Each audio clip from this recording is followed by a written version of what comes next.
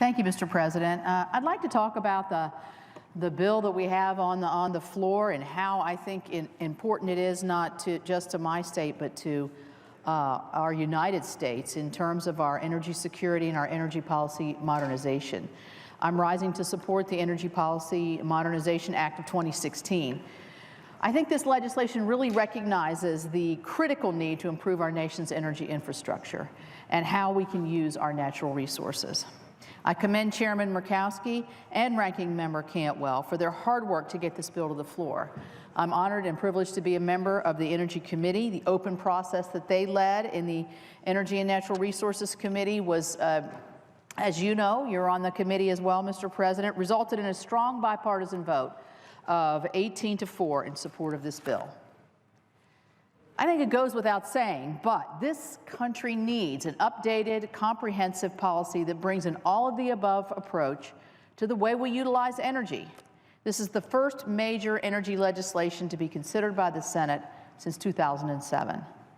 This bill will help make our homes, our cars, our public buildings. Think about how old and inefficient a lot of our public buildings are, our schools. This will help to make those more energy efficient. It will help improve our parks and lands through the reauthorization of the Land and Water Conservation Fund. This bill will enhance our ability to fully utilize our vast natural resources so that we'll remain and become even more energy secure for the years to come. There are few people who know energy potential better than the people of West Virginia. West Virginia's Marcellus region has the largest shale gas reserves in the United States. It's a really magnificent thing to watch as it's developing. It's a job creator, it's an excitement creator, it's a revenue generator, it's a reason to have a revitalized part of our state come alive as we participate in the energy economy. Coupled with the nearby Utica region, these two shale formations have accounted for major increases in natural gas productions since 2012. West Virginia's natural gas production has nearly quadrupled between the years 2008 and 2014. As I said earlier, it's happened fast, it's happened quick, and it's really exploded throughout the region in terms of job creation.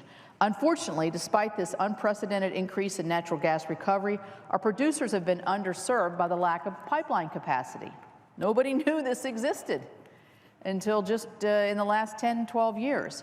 So our current permitting process for pipelines can take years. It is slow.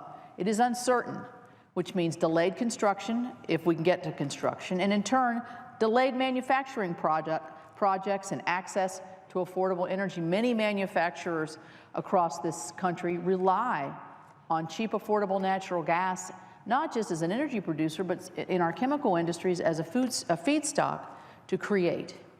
So last spring, the Charleston Daily Mail editorialized that, quote, "The big gas boom that has increased employment and tax revenue in West Virginia has slowed considerably, less to the slowing markets than a lack of pipeline infrastructure to carry the burgeoning supplies." Earlier this month, the Clarksburg Exponent Telegram, another fine newspaper in West Virginia, editorialized, quote, that the promise of more than 18,000 jobs tied to construction of 6 interstate gas pipelines is the last hope for prosperity for a generation of Mountain State residents, end quote. The paper continued that regulatory delays are slowing these important projects.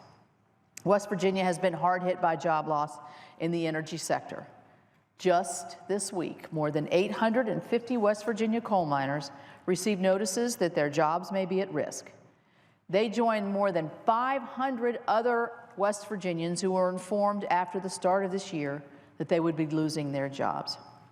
Not to mention that the whole total job loss in the coal economy in my state has been 10,000 direct jobs as miners, but also some indirect jobs that contribute to the mining industry, most recently CSX and Norfolk Southern announcing cutbacks.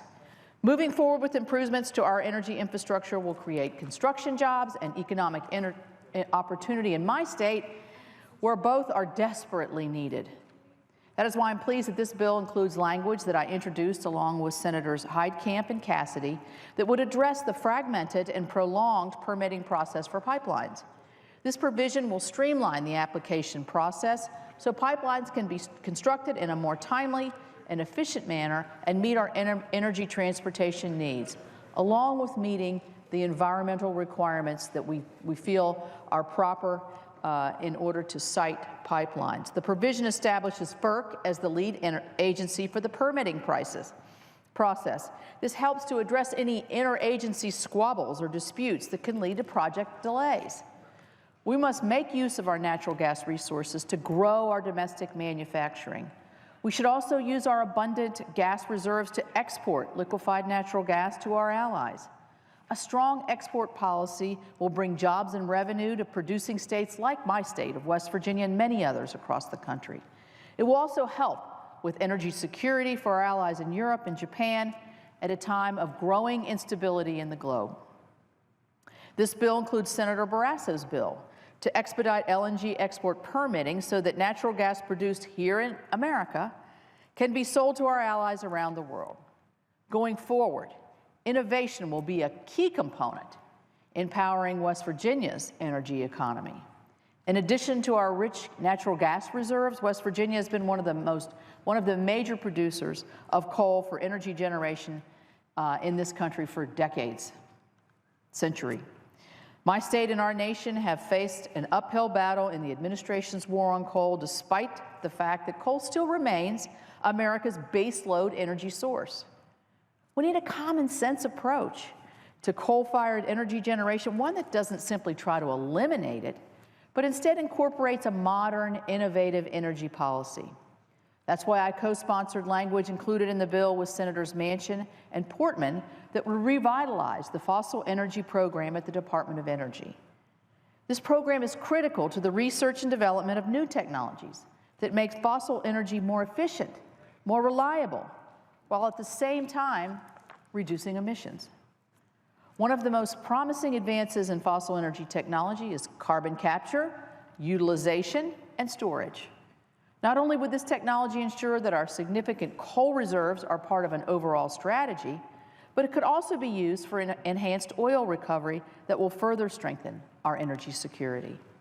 A modern energy policy must recognize that coal and natural gas will remain a key part of our nation's energy portfolio for decades to come. I think everybody agrees the base load needs to be there. By acting now to support infrastructure and innovation, we can support jobs and grow our economy for future generations.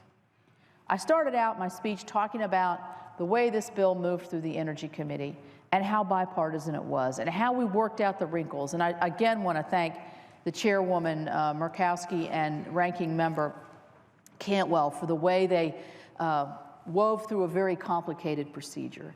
This bipartisan legislation is critical to all Americans and their families. It means more efficient, affordable, and reliable energy for millions of people. It makes us energy secure and more competitive with other countries in innovative energy and efficiency technologies. These are the reasons why I support this important piece of legislation and urge my colleagues to do the same. I yield the floor.